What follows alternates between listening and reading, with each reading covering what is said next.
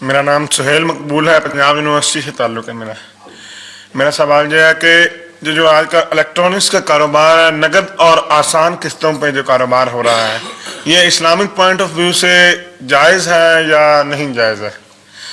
یہ جو بجلی کی مشینیں، ٹیلی ویژن قسطوں پہ بھی اور نقد بھی، یہ جائز ہے یا نہیں؟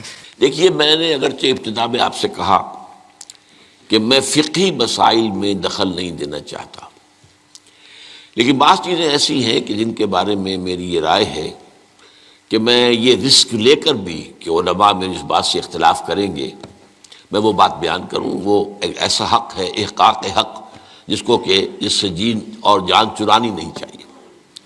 میرے نزدیک یہ معاملہ کہ یہ گلاس اگر آپ نقد خریدتے ہیں تو 10 روپے کا ہے، اور 1 مہینے کے بعد اگر آپ پیسے دیں گے تو پھر 11 روپے ہیں، میرے نزدیک یہ سودی معاملہ ہے، 1 روپیہ سود ہے۔ یہ ایسے ہی ہے کہ آپ نے کسی کو 10 روپے قرض دیے اور 1 مہینے کی مدت کے حوالے سے 1 روپیہ بڑھ گیا۔ سود اور کس کو کہتے ہیں؟ لیکن بدقسمتی سے فقہ حنفی کی روح سے یہ جائز ہے، لہذا علماء کا فتویٰ موجود ہے نو کے لیے۔ اب سود کو کس طرح کیا گیا ہے؟ سرکموینٹ کرنا جو ہے سود کو۔ آپ ایک کار خریدنا چاہتے ہیں، آپ کے پاس پیسہ نہیں ہے، آپ 10 لاکھ روپیہ بینک سے لیتے ہیں، بینک اپنا جو ہے آپ کو 10, 15, 20% کے اوپر قرض دے دیتا ہے۔ اس کے بجائے ایک راستہ اختیار کیا، ہم آپ کو کار خرید دیتے ہیں، آپ ہمیں 10 سال کی قسطوں میں پیسے دے دیجئے۔ وہ اپنے 10 سال کا سود کیلکولیٹ کر کے اس پہ ڈال دیتے ہیں، وہ آپ کو دینا پڑ گیا۔ تو یہ صرف ایسے ہی ہے کہ ناک کو سیدھا پکڑ لیا جائے، یا یہ کہ پھرا کر ہاتھ جو ہے گردن سے، میرا تو ہاتھ نہیں پہنچتا، لیکن یہ کہ بہرحال جن کے پہنچ جاتے ہیں ہاتھ، وہ اس کو جائز کیے بیٹھے۔ تو میرے نزدیک اصل میں یہ آپ کے سامنے ایک بڑی یعنی دین کی حکمت اور فلسفے کے اعتبار سے بہت اہم بات ہے جو اب کہنے چلا ہوں۔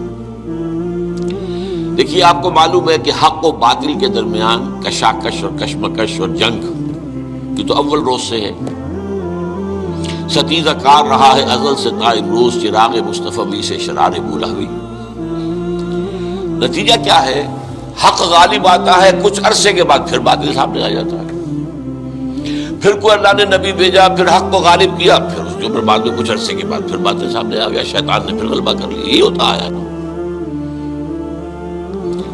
خلافت راستہ کے ختم ہونے کے بعد سب سے پہلی خرابی کیا آئی؟ ملوکیت آ گئی۔ اب موروثی ملوکیت ہے۔ ملوکیت کیا ہے؟ جس کی لاٹھی اس کا بھینس، جس کے بعد طاقت ہے وہ آئے اور حکومت کے اوپر قابض ہو جائے۔ اب کہلاتے خلفاء تھے، وہ خلفاء تو نہیں تھے، بادشاہ تھے۔ وہ بنو امیہ کے ہوں، بنو عباس کے ہوں یا ترک ہوں، یہ بادشاہ تھے، کہتے تھے خلفاء اپنے آپ کو۔ ایک معنی میں تھا کہ ظاہر بات ہے اپنی اس حاکمیت مطلقہ کے مدعی وہ نہیں تھے، حاکم اللہ ہی کو مانتے تھے، لیکن وہ خلافت راستہ کا نظام جو تھا وہ دنیا میں دوبارہ نہیں آیا۔ اس ملوکیت میں آ کر ظاہر بات ہے دین میں جو فساد برپا کیا ہے، وہ نماز روزے میں کوئی فساد پیدا کرنے کی انہیں ضرورت ہی نہیں تھی، پڑھ جاؤ بھائی نماز ٹھیک طریقے سے پڑھ جاؤ۔ لیکن ان کو مالی معاملات کے اندر ملوکیت کا معاملہ جو ہے وہ تو اس کے ساتھ باب ہوتا ہے۔ سب سے پہلی خرابی یہ پیدا ہوئی کہ جاگیرداری ہے۔ اسلام میں کوئی جاگیرداری نہیں ہے۔ اسلام میں یہ جو ایبسینٹی لینڈ لارڈزم ہے یہ بھی جائز نہیں ہے۔ امام ابو حنیفہ کے نزدیک حرام، امام مالک کے نزدیک حرام، امام شافعی کے نزدیک حرام۔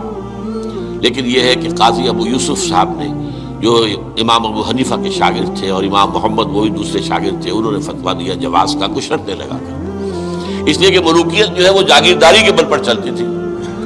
5 ہزاری منصبدار، 20 ہزاری منصبدار، 30 ہزاری منصبدار، 50 ہزاری منصبدار، اور اس کے اوپر بادشاہ تھے۔ ظاہر بات ہے کہ اس میں تو اس کی ضرورت تھی کہ لوگ جو ہے کاشت کریں دوسرے کے لیے۔ اور اسی طریقے سے نقد کے اندر یہ رقم کے اندر اضافہ کر کے اور بیک ڈور سے سود داخل ہو گیا ہے۔ لیکن ایک زمانے میں ہمارے ہاں جب کہ سپریم کورٹ تک معاملہ پہنچ گیا تھا سود کا، تو میں نے اس معاملے میں ایک بہتری کا پہلو دیکھا تھا کہ چلیے کم سے کم ایک سود اسی درجے تک تو آئے گا نا کہ 1 مہینے کے بعد پیسے دو گے تو 11، اگر 2 مہینے ہو گئے تو وہ 12 نہیں ہوں گے، 11 ہی رہیں گے۔ یعنی ایک انیشل سٹیج پر تو سود آ گیا، لیکن اس کے بعد وہ پرپیچویٹ نہیں کر رہا، بڑھ نہیں رہا ہے. 3 مہینے کے بعد 13 نہیں ہوں گے، رہیں گے وہی 11 ہی. تو کم سے کم یہ کہ لمیٹیشن تھی. اب یہاں قسطوں نے اس لمیٹیشن کو بھی ختم کر دیا. آپ 20 سال کی قسطیں بنا دیجئے.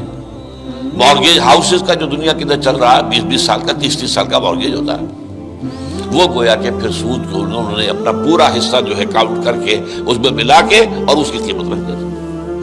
میرے نزدیک یہ چیزیں حرام ہیں، اور میں ڈنکے کی چوٹ کہتا ہوں کہ حرام ہیں، لیکن چونکہ علماء کے فتوے موجود ہیں تو لہذا میں کیا کروں گا، جو بھی کر رہے ہیں اب ان کی طرف سے جواب نہیں، اللہ کے ہاں پھر علماء ہی کو کرنی پڑے.